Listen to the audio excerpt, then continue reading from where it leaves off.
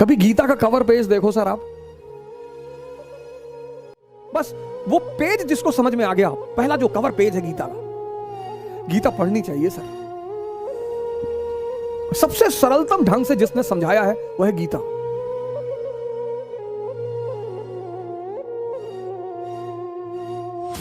गीता किसी धर्म की किताब नहीं है।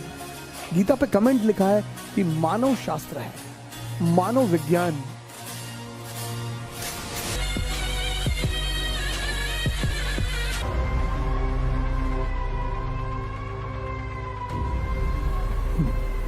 जय हिंद फ्रेंड्स।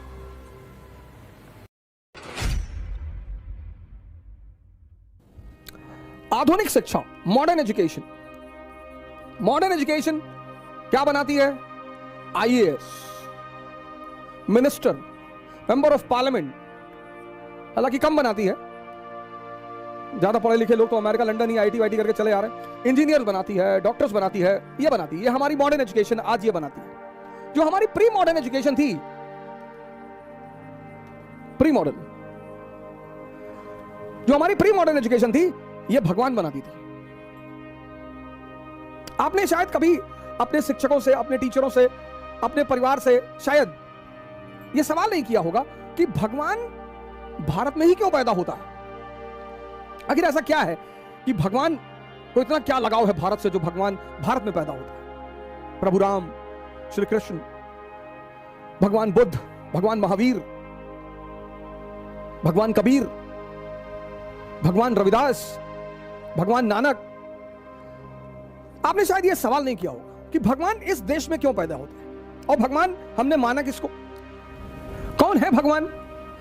अब जिस पैदा हम सब हुए इंद्रियों पे, सेंसेस पे, हमारा 20 साल तक सामना रहा सेंसेस से, और 20 साल तक जिसके साथ रहेंगे ना सर, तो उससे मोह बढ़ जाएगा, अनुराग बढ़ जाएगा सर, उसको छोड़ना बहुत मुश्किल हो जाएगा सर। तो जिन्होंने भी सेंसेस को छोड़ दिया और कॉन्शियस पे जीने लगे, हमने उन्हें भगवान मान लिया कि बहुत बड़ा काम कर डाला यार। तो इस शिक्षा में ऐसा क्या एडिशनल था कि लोग भगवान बनते थे? ध्यान, ध्यान, आज यहां मिसिंग है सर। एक ध्यानी बहुत अच्छा आईएएस ऑफिसर बन सकता है, एक ध्यानी बहुत अच्छा मेंबर ऑफ पार्लियामेंट बन सकता है, वही एनलाइटेंड एरिस्टोक्रेसी की जो मैं बात कर रहा था, एक ध्यानी बहुत अच्छा इंजीनियर बन सकता है, एक ध्यानी बहुत बेहतरीन डॉक्टर बन सकता है। ध्यानी मतलब जिसकी नजर अपने मन पर निरंतर बनी हुई है। गीता ने तो इसको इतनी बेहतरीन ढंग से समझाया है सर, गीता पढ़नी चाहिए सर। सबसे सरलतम ढंग से जिसने समझाया है वह है गीता। रथ क्या है सर? और अगर आप फ्रंट पेज देखें गीता का, बस वो पेज जिसको समझ में आ गया, पहला जो कवर पेज है गीता का, रथ, ये मानव शरीर है सर, ह्यूमन बॉडी। लगाम क्या है सर? सांसें, ब्रीदिंग।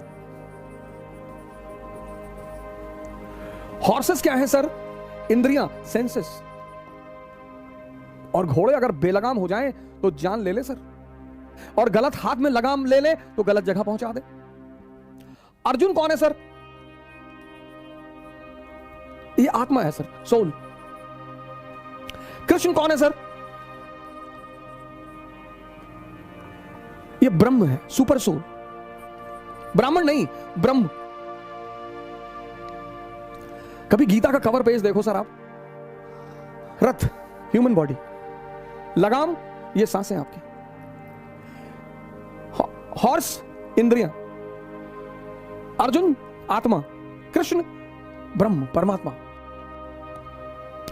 अब अगर ये लगाम, इन घोड़ों की लगाम जो बहुत ताकतवर हैं, अगर इनकी अर्जुन के हाथ में रहेगी तो अर्जुन डरा हुआ है, देखता है सामने नहीं खतरनाक खतरनाक दुश्मन, जिनका ट्रैक रिकॉर्ड इतना खतरनाक है। भीष्म कभी हारे ही नहीं, द्रोणाचार्य गुरु है, कृष्ण की उसकी कर्ण, उसकी टैलेंट का कोई ठिकाना ही नहीं, अश्वत्थामा अमर है। तो ये हमारा मन है जो जब भी किसी बड़ी चीज के सामने पड़ता है, सर इसमें तो थोड़ी सी फिगर छोटी है, ये देखिए बड़ी सारी फिगर्स है मेरे पास, ये तो मैं गीता इससे अच्छा गिफ्ट मैं मानता नहीं किसी को दिया जा सकता है। तो आप देखिए जो गीता होती है तो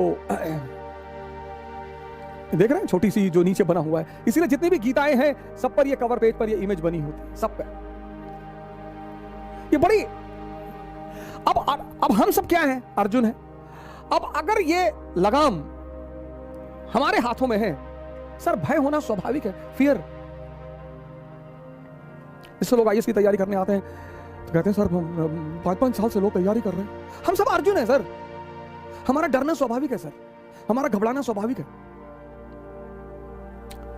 तो ध्यान क्या है? ध्यान है इस लगाम को,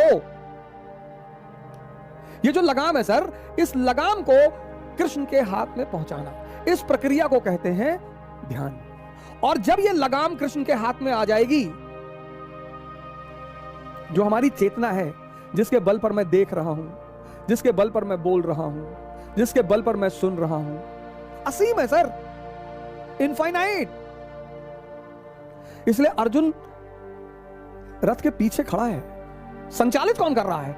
वो पर ब्रह्म। गीता किसी धर्म की किताब नहीं है। गीता पे कमेंट लिखा है कि मानव शास्त्र है, मानव विज्ञान।